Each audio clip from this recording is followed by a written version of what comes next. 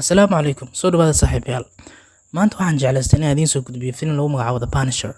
Filimkan wuxuu ku bilaabanaa howlgal hogaaminaya sarkaal FBI ka tirsan oo lagu magacaabo Frank Castle. Frank wuxuu askariga nin kontrabaanka ka ganacsada. Waxay booliiska howlgalkaas ku dilayaan Bobby Saint, wiilka uu dhalay maafiyada magaalada Howard Saint. Kadib howlgalka, Frank wuxuu qoyskiisa iyo qaraabadiisa u raacaa dalxiis. Dhanka kale, Howard wuxuu amraa in warbixin laga keeno Frank. Xogta kadib, Howard ciidankiisa oo hogaaminaya saaxiibkiisa Glass waxay weerarayaan jasiiradda ay ku sugnaayeen Frank iyo qoyskiisa. Frank iyo aabihiis waxay meesha kula dagaalamayaan tuugada soo weerartay, waxaana meesha ku dhimanaya qof walba marka laga reebo Frank. Frank caaskiisa Maria oo meel xoogaha koonaha joogtay waxay la baxsanaysaa wiilkeeda, laakiin nasiib xumo waxaa ceyrsanaya Glass iyo ciidankiisa waxayna dardarsiinayaan gaarigooda. Frank wuxuu soo qaadanaa mooto si uu u badbaadiyo xaaskiisa iyo wiilkiisa, laakiin nasiib xumo wuxuu u imaanaa meydadkooda oo yaalo dhulka. Frank markaan wuxuu rabta ma jiraan, wuu dagaalamaa ilaa xabadka ay xabad kaga dhuftaan, waxayna kaga tagayaan dhimasho. Frank isagoo dhawac daran qabo waxaa badbaadinaya nin kalluumaysato ah. Baxnaano kadib, Frank wuxuu bilaabaa mishinkiisa uu doonayo inuu ku baabi'iyo Howard iyo shabakadiisa. Wuxuu degaa meel duleed ka ah magaalada.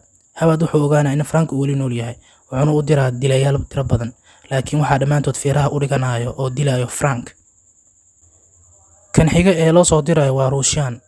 Dagaal dheer kadib, wuxuu Frank oo naftu ku daba yartahay Ruushka wejiga kaga shubaya saliid kulul korinta uusan ka tuurin jaranjarada guriga. Dhaawaca Frank ka soo gaaray la dagaalanka Ruushyaanka waxaa daaweynaya dhalinyarada la degan dabaqa. Kadib, Frank wuxuu dhegdhega ay leedahay Livia xaaska Howard dhigaa sariirta Glass Howard saaxiibkiisa si uu isaga horkeeno labadooda. Howard markuu ogaado wuxuu tuuray ku dilaa saaxiibkiisa. Xaaskiisa Liviana wuxuu ku eedeynaa inay afaaro la yeelatay saaxiibkiisa, wuxuuna ka tuuraa buundada kadibna tareenha dardaraayo. Kadib, Castle wuxuu weeraraa xarunta Howard asagoo dilayo qof walba oo ku jiro wiilka kaliya u haray Howard. Howard wuxuu ka baxsanaa goobta, laakiin waxaa ka daba tagaya Frank. Lugta ayuu xabad kaga dhufanaa korintuusan u sheegin in asagoo ka dambeeyay wax walba oo uu ku qaldanaa inuu dilo xaaskiisa Livia iyo saaxiibkiisa Glass. Kadib, Frank wuxuu Howard lugta kaga xiraa gaari bam u saaran yahay, waxaana meesha ku dhimanaya Howard. Frank wuxuu dib u soo laabanaa gurigiisa si uu isu dilo, laakiin go'aankiisa wuu bedelaa si uu la dagaalamo dulmiga. Kadib, Frank wuxuu isaga tagaa magaalada, wuxuuna qayb ka mid ah lacagtii uu Howard ka dhintay guryahooda u geynaa dhalinyaradii isaga badbaadisay.